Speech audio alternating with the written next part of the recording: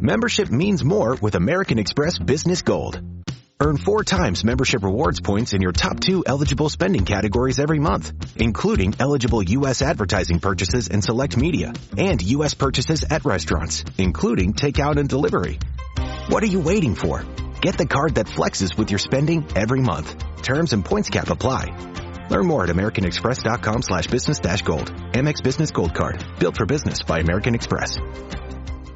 What up? It's interview style where we talk about movies or whatever. Iris, do you know of any sore thumb scenes? In fact, do you know what a sore thumb scene might be? That's kind of hard to say, strangely. Say it. Sore thumb scene. Is it a scene that sticks out like a sore thumb? Yep. It's like, for me, I couldn't get away from this idea of the Fly episode of Breaking Bad. And it doesn't matter if you've seen Breaking Bad. It's really deep. It's like season 4, episode 3 or something.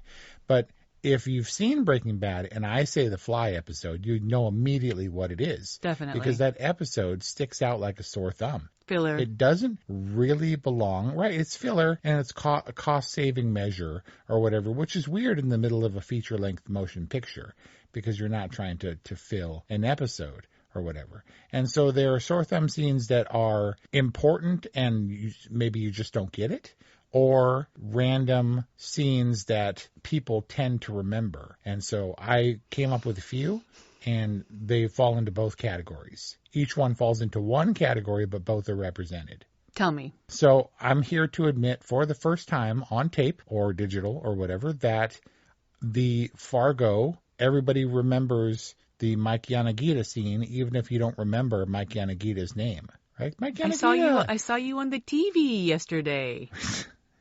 And it's hard to forget that scene, but maybe it's because you don't know what it's doing there. Commenters and stuff, for all the Fargo content I watch, are always like, that scene is so weird and so random. And I always thought so too, but I defended it because it was so entertaining. Like you're watching Marge completely out of her element. And she's right? And she's used to talking to people, but not like that. There are boundaries. There's officer interrogatee or suspect or whatever kind of boundaries when she's talking to them. Mike Yanagita gets all up in her space and starts giving her stuff left and right. And you can see she exerts her, autonomy and like personal boundaries and stuff, but still when it's done you're like, what the hell was that? And I never got it. Puts you in Marge's shoes. Isn't that exactly the feeling she comes away from that encounter with? I think so. What the hell just happened? Right. But did you get the significance? Did you understand the significance and the reason that scene is in that movie? I'm very curious about this, Wes. Tell me. I confess that I didn't. And afterwards, she calls, what's her name, and talks to her about, Mike Yanagita and Linda Cooksey, and, and sorry to hear about her. And she's like, what? No, she's fine. Yeah, Mike bothered her, pestered her for a while, but you should call her. And she's like, oh, yeah? And immediately after that, where she finds out that Mike, for whatever reason, approached her, even knowing she was married to Norm, son of a Gunderson, lied directly to her face. And it just wasn't his quirky personality. And she didn't feel sorry for him after she found that out. He lied right to her face. And she realizes that someone else might have lied directly to her. And goes back to William H. Macy's car dealership immediately following that scene. So it functions as a turning point for not only the Marge character, but in her investigation. Right. And it's just that moment where she realizes that the face that people put on, the front that they put on, is not who they are. And just because she's trying to be friendly or kind or Minnesotan or North Dakotian or whatever doesn't mean that they're telling the truth. And I didn't really get that. And then there's the other weird sore thumb scene in an equally cold, wintry kind of movie, and that is Winter's Bone. Do you remember Winter's Bone? Oh, yeah. Breakout role for J-Law. Yep. And Oscar nominated, gave the world Jennifer Lawrence. Do you remember the random Squirrel halftime show? No.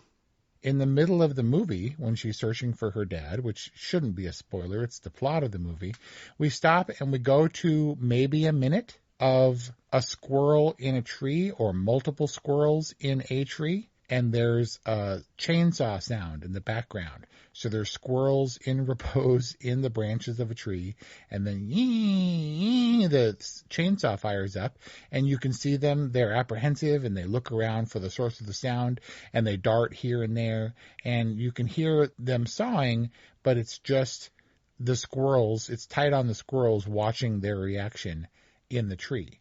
And of course, we know what that scene is about, or we should play out. It's possible that Rhee's fears have come to roost. This is a representation of Rhee's darkest fears as pretty much the stakes of that whole movie. And also, maybe she is the squirrel where her world is collapsing around her.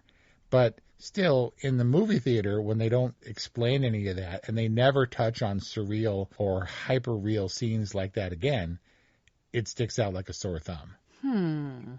Interesting. More obscure and definitely along the same lines as the appearing non sequitur in Fargo. And the reason for this interview-style topic is because we recently talked about Say Anything, one of Iris's favorite movies. Our forthcoming discussion will be featured in Cameron Crowe Month. Surprise, surprise. Here at Or Whatever Movies. A reader had commented how much they love that movie, except for that weird, totally random lawyer negotiation scene thrown right into the middle of the movie that he didn't understand at all. What's the weird lawyer negotiation? Oh, right. Where the lawyers are dispassionately discussing Mr. Court's fate. Yes. And the guy was like, totally random, weird scene of two lawyers talking that's never referenced again in the movie. I don't know why it's there.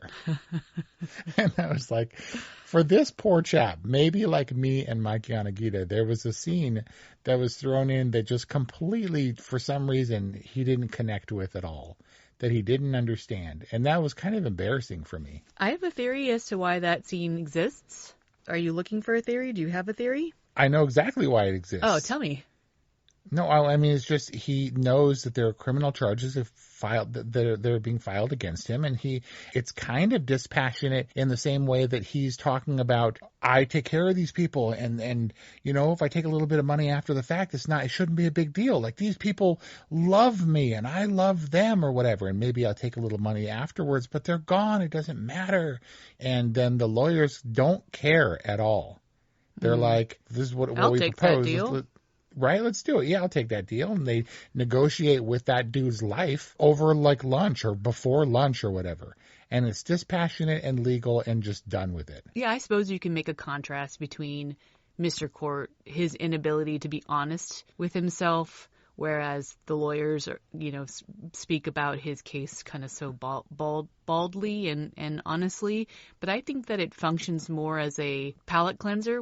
The movie is awfully sentimental, and I think that this scene helps us step out of this microcosm that we're so invested in, gives us a little bit of perspective, like this is just one small little life drama playing out on one small little block at one small little community out of one small little high school. Like, it's not the biggest deal in the world like it has been to the John Cusack character. I think it's a really important perspective reset that takes us out of the sentimentality that we've been steeped in up until that point.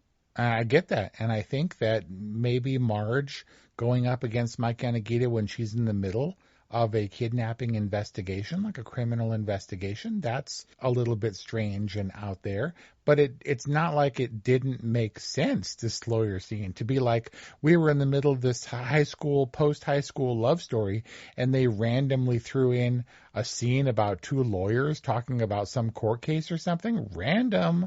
What was that about? I'll never understand.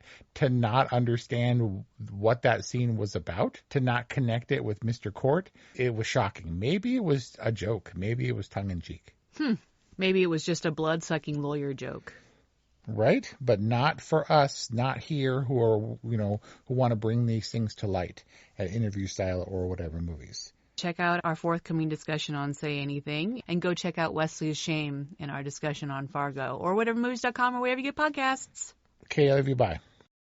Starting a business can seem like a daunting task, unless you have a partner like Shopify. They have the tools you need to start and grow your business. From designing a website to marketing to selling and beyond, Shopify can help with everything you need. There's a reason millions of companies like Mattel, Heinz, and Allbirds continue to trust and use them. With Shopify on your side, turn your big business idea into... Sign up for your $1 per month trial at shopify.com/special offer. Electric acid.